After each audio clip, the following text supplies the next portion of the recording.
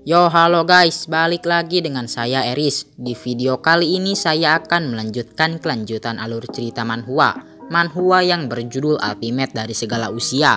Seperti biasa, buat kalian yang belum menekan tombol subscribe, alangkah baiknya kalian untuk menekan tombol subscribe-nya terlebih dahulu agar kalian tidak ketinggalan update terbaru dari channel ini. Dan juga, jika kalian ingin berdonasi, silahkan kalian klik link Saweria yang berada di deskripsi. Oke, kalau begitu siapkan cemilan dan minuman untuk menikmati videonya.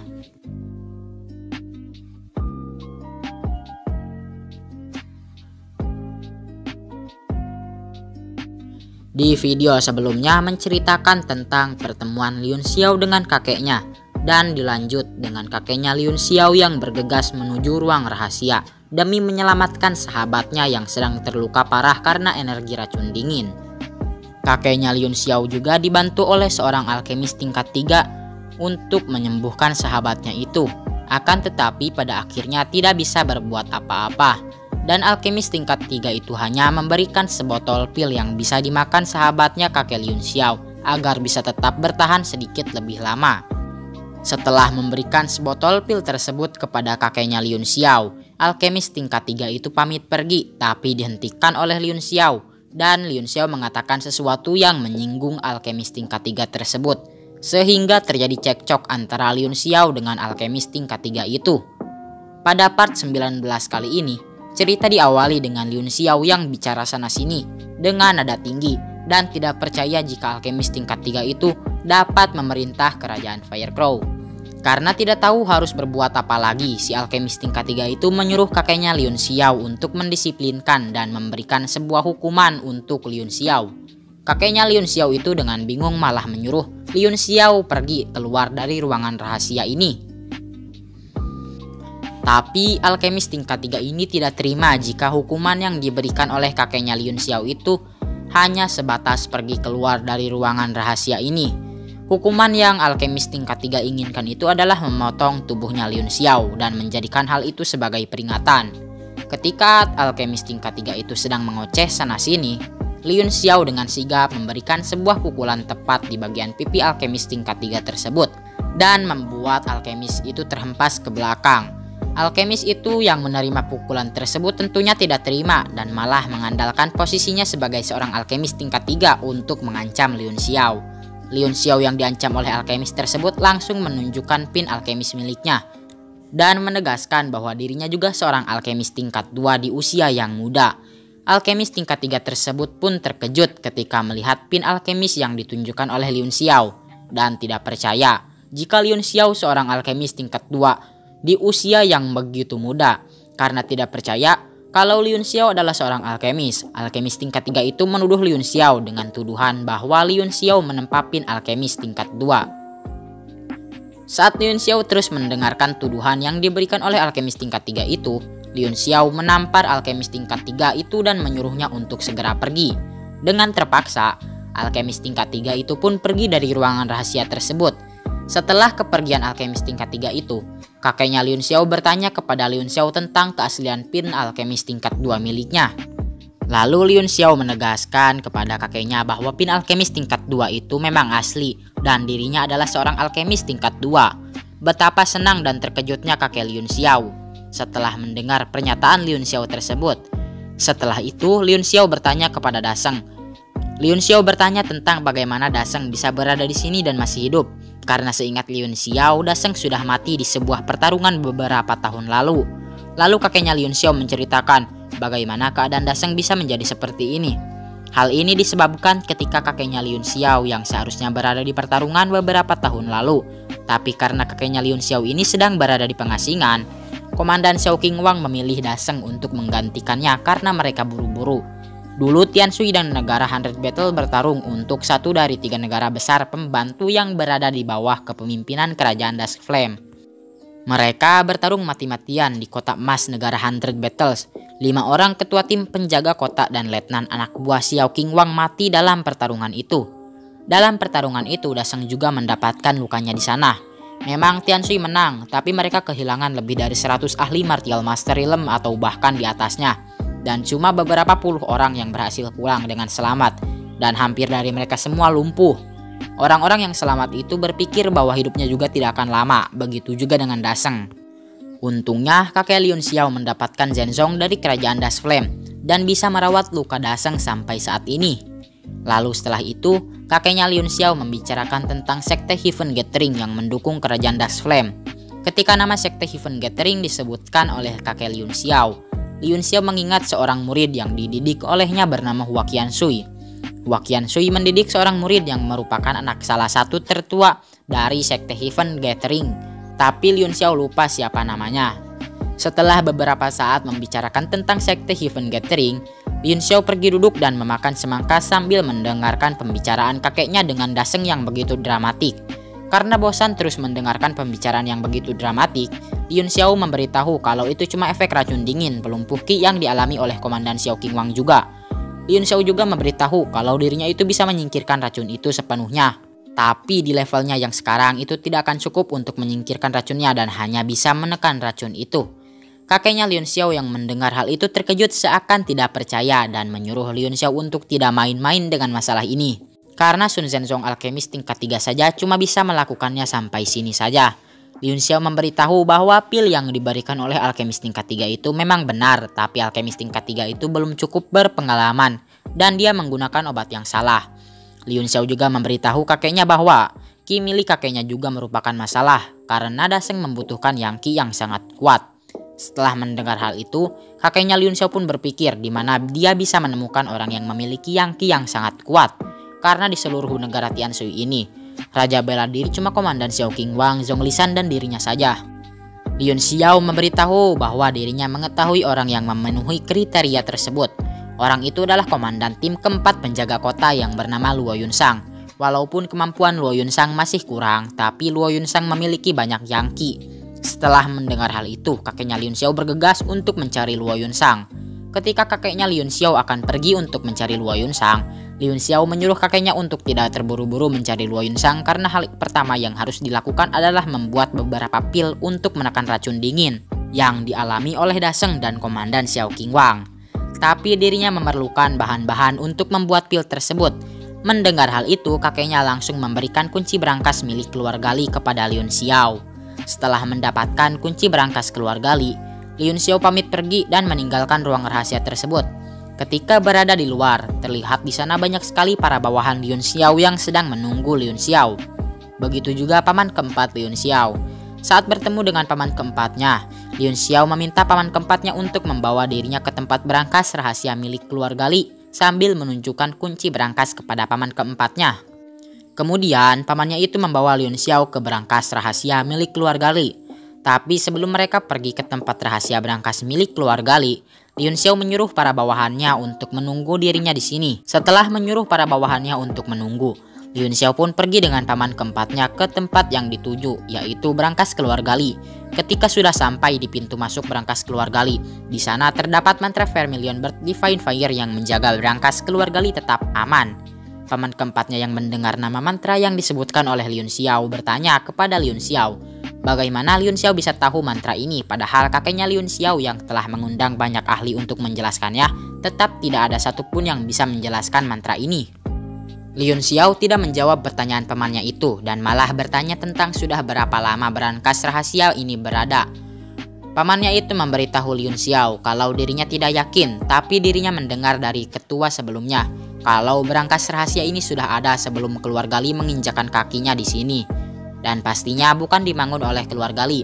Setelah mendengar jawaban dari pamannya itu, Liun Xiao yakin kalau mantra Vermilion Bird Divine Fire ini adalah mantra tingkat 9 yang sudah lama hilang. Walaupun beberapa versi dari mantra ini telah menyebar di daratan, tapi mantra yang sudah tersebar itu adalah versi yang tidak sempurna. Setelah itu, Liun Xiao menggunakan kunci berangkas milik keluarga Li yang dipegangnya untuk membuka pintu berangkas. Setelah membuka pintu berangkas, Liun Xiao pun memasuki ruang berangkas rahasia tapi tidak dengan pamannya. Pamannya beralasan bahwa berangkas rahasia adalah area terlarang. Jadi tidak ada satupun yang boleh masuk tanpa izin kepala keluarga Li. Jadi dirinya akan menunggu di luar. Dengan begitu Liun Xiao masuk sendirian. Saat Liun Xiao berada di dalam, Liun Xiao melihat banyak sekali kotak penyimpanan yang berserakan. Tapi hal yang lebih mengejutkannya lagi adalah ruangan ini adalah ruang interstisial. Ruangan ini pastinya disokong oleh artefak suci. Jadi jika artefak suci yang menyokong ruangan ini diambil atau dilepas, maka pastinya ruangan yang terlihat seperti ini akan menghilang dan menunjukkan ruangan aslinya. Lien Xiao yang mengetahui ini pastinya langsung mencari di mana letak penyokong ruang interstisial ini. Saat Lien Xiao menoleh, Lien Xiao menemukan sebuah batu yang menurutnya tidak biasa. Lien Xiao pun menggunakan jurus mata rembulan miliknya untuk melihat ke dalam batu tersebut. Tapi tiba-tiba saja kekuatan yang berasal dari batu tersebut membalikan jurus mata milik Lien Xiao, sehingga mata Lien Xiao terluka.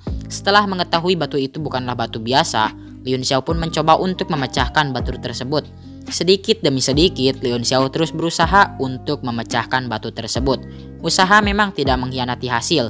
Setelah batu tersebut berhasil dipecahkan oleh Lien Xiao, bentuk asli pun sudah terlihat. Dan ternyata itu adalah Divine Realm Tablet. Setelah melihat bentuk asli dari Divine Realm Tablet, Lien Xiao tampak heran bagaimana bisa benda tersebut bisa langsung membakar jiwa miliknya melalui teknik mata rembulan miliknya. Dan bahkan aliran energinya begitu aneh dan lebih hebat daripada senjata sihir tingkat 9 miliknya. Tapi Lien Xiao tidak terus memikirkan hal itu karena hal itu dapat membuang-buang waktu miliknya. Lien Xiao langsung menggunakan teknik Great Expansion, kemudian memadatkan Divine Realm Tablet tersebut sehingga kekuatannya saling bergema satu sama lain. Ketika Lien Xiao memadatkan Divine Realm Tablet, Lien Xiao mencoba untuk menerapkan sebuah segel di dalam Divine Realm Tablet tersebut.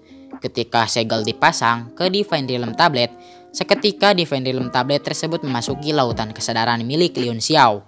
Setelah beberapa saat, Lien Xiao pun membuka matanya dan melihat sekelilingnya. Dan benar saja, ketika artefak suci yang menyokong ruangan tersebut dilepas, maka ruangan tersebut akan menghilang dan menunjukkan asli. Dan ternyata ruangan asli dari berangkas rahasia milik keluarga Li adalah sebuah gua. Tapi ada hal bagus juga, yaitu Divine Realm Tablet yang baru saja dipadatkan oleh Lien Xiao membantu dirinya untuk naik ke Warrior bintang 5. Dan untuk kotak harta yang berserakan tadi ikut masuk kebersamaan dengan Divine Realm Tablet ke dalam lautan kesadaran Lien Xiao. Setelah itu, Lien Xiao pergi keluar dari ruang berangkas milik keluarga Li dan pergi menuju asosiasi alkemis bersama dengan Jimeng.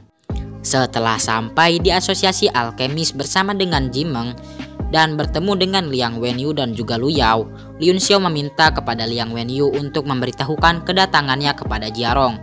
Tapi Liang Wenyu tidak mau dan beralasan bahwa Jiarong sedang memulai kultivasinya di pengasingan dan belum kembali juga sampai sekarang. Karena jika terganggu sedikit saja maka akan berakibat fatal bagi Jiarong. Tapi Lien Xiao tetap memaksa Liang Wenyu untuk memberitahukan kedatangannya kepada Jiarong. Karena jika tidak, Lien Xiao berkata bahwa konsekuensinya akan sangat serius. Jimeng yang melihat tingkah laku Lien Xiao mulai berpikir kalau Lien Xiao itu terlalu sombong. Jimeng berpikir seperti ini karena dirinya tidak tahu kalau Jiarong itu sangat menghormati Lien Xiao. Karena ketidaktahuannya itu, Jimeng bahkan ikut mencoba untuk meyakinkan Lien Xiao agar datang di lain waktu saja. Liang Wenyu yang sudah tidak tahu harus bagaimana memutuskan untuk memberikan bantuan terhadap Lien Xiao. Tapi Lien Xiao tidak mau bantuan yang Liang Wenyu berikan karena Lien Xiao akan membuat sebuah pil, jadi dirinya memerlukan bantuan Jiarong. Liang Wenyu pun menawarkan 2 orang alkemis untuk membantu Lien Xiao membuat pil. Setelah mendengar hal itu, Lien Xiao lagi-lagi menolak bantuan yang Liang Wenyu berikan. Setelah menolak bantuan Liang Wenyu, Lien Xiao pun pergi dengan mengajak Jimeng sambil berkata bahwa dirinya tidak bisa melakukan apapun lagi untuk mengobati luka Komandan Xiao Qingwang dan berencana membiarkan Komandan Xiao Qingwang datang sendiri ke asosiasi alkemis. Liang Wenyu yang mendengar ucapan Lien Xiao langsung menyuruh Lien Xiao untuk berhenti dan berkata bahwa dirinya akan memanggil Jiarong untuk keluar dari pengasingannya sekarang juga. Lien Xiao bertanya kenapa Liang Wenyu berubah pikiran dan mau memanggil Jiarong. Liang Wenyu beralasan bahwa luka Komandan Xiao Qingwang akan langsung mempengaruhi negara Tianshui, karena di seluruh negara cuma Lien Xiao yang dapat menyembuhkan luka Komandan Xiao Qingwang. Jadi dirinya akan memanggil Jiarong keluar dari pengasingannya. Tapi pada kenyataannya itu hanyalah alasan palsu yang dibuat oleh Liang Wenyu. Alasan sebenarnya Liang Wenyu berubah pikiran karena dirinya takut Komandan Xiao Qingwang menghukumnya karena menunda perawatannya. Setelah itu mereka semua pergi ke tempat pengasingan Jiarong. Saat mereka berada di depan pintu ruangan pengasingan milik Jiarong, Liang Wenyu malah menyuruh Lu Yao untuk memanggil Jiarong. Mau tidak mau Lu Yao pun menuruti perintah Wenyu. dan memanggil Jarong dengan rasa takut. Tidak lama setelah itu Jarong keluar dari pengasingannya sambil marah-marah dan berkata bahwa beraninya Lu Yao mengganggu kultivasinya sehingga upayanya untuk menjadi alkemis tingkat 2 gagal. Ketika Jarong sedang marah-marah kepada Lu Yao, Liang Wenyu berbicara mengenai sudah berapa lama sejak Jarong naik tingkat untuk yang terakhir kalinya. Jarong yang mendengar suara Liang Wenyu malah ikut marah-marah kepada Liang Wenyu. Liang Wenyu yang tidak ingin dimarahi oleh Jarong melemparkan kesalahan-kesalahan tersebut kepada Liun Xiao dan berkata bahwa Liun Xiao lah yang telah memaksa mereka untuk memanggil Jarong keluar. Ketika nama Liun Xiao disebutkan, sikap Jarong berubah dengan seketika. Dari yang awalnya marah-marah gak jelas, langsung diam dan tidak berbicara soal kultivasinya. Dan malah Jarong ini berlari ke arah Liun Xiao untuk menyambutnya dan menanyakan ada keperluan apa sampai datang kemari menemuinya. Mereka semua yang melihat sikap Jarong terhadap Liun Xiao terkejut karena tidak biasanya Jarong bersikap lembut kepada seseorang. Tanpa basa-basi, Liun Xiao meminta ruang pelatihan terluas di asosiasi untuk Jimeng, dan ruang latihan terluas di asosiasi pun diberikan kepada Liun Xiao. Setelah itu, Liun Xiao menunjukkan teknik pedang Peach Blossom Sword Intent kepada Jimeng untuk dipelajarinya. Setelah menunjukkan teknik tersebut, Liun Xiao pergi meninggalkan Jimeng yang mencoba untuk memahami teknik yang baru saja diperlihatkannya. Setelah sampai di tempat meramu pil, Liun Xiao menjelaskan tugas utama Jarong. Jarong akan mengambil alih saat kekuatan jiwa milik Liun Xiao kelelahan. Setelah itu, Liun Xiao mengeluarkan semua peti yang berisi harta milik keluarga Li dari dalam lautan kesadaran miliknya. Setelah mengeluarkan peti harta tersebut, Liun Xiao menegaskan bahwa dengan kekuatan jiwa miliknya saat ini, dirinya takut tidak bisa mengendalikan semua proses ketika meramu pil yang mau dibuatnya.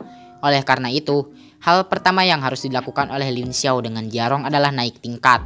Tetapi sebelum mereka melakukan pelatihan untuk naik tingkat, Liun Xiao pergi sebentar untuk meminum secangkir teh. Saat Liun Xiao sedang berkultivasi di pengasingannya, ada peristiwa yang terjadi di Tianshui, yaitu Li Chunyang, kakeknya Liun Xiao yang dikira oleh semua orang dikendalikan oleh Li Yi, tiba-tiba muncul dan mengambil alih kekuatan keluarga. Kakeknya Liun Xiao bukan cuma mengambil alih kekuatan keluarga, tapi dia juga mengumumkan kalau Li Yi adalah mata-mata dari negara musuh. Lingkaran militer Tianshui yang sebelumnya dalam keputusasaan mulai muncul dan aktif di kerajaan, yang membuat orang-orang berspekulasi kalau Li Chunyang juga menarik keluar kaki tangan Li Yi dan menyita beberapa properti di ibu kota. Para pegawai pemerintahan yang mendukung Li Yi dan menekan keluarga Li saat kakek Liun Xiao menghilang, beberapa dari mereka mati saat mencoba untuk menghalangi penggeledahan oleh keluarga Li, dan tubuh mereka diberi makan pada anjing. Pada awalnya banyak pejabat kuat yang meminta Kaisar Qinzheng untuk melengsarkan Li Chunyang, tapi setelah tubuh para pejabat yang dibunuh dan diseret ke pasar untuk diberi makan pada anjing, tidak ada yang berani mengucapkan satu kata pun. Dan untuk pemain utama seluruh insiden ini, yaitu Li Yi, menghilang sepenuhnya dan tidak pernah terlihat lagi.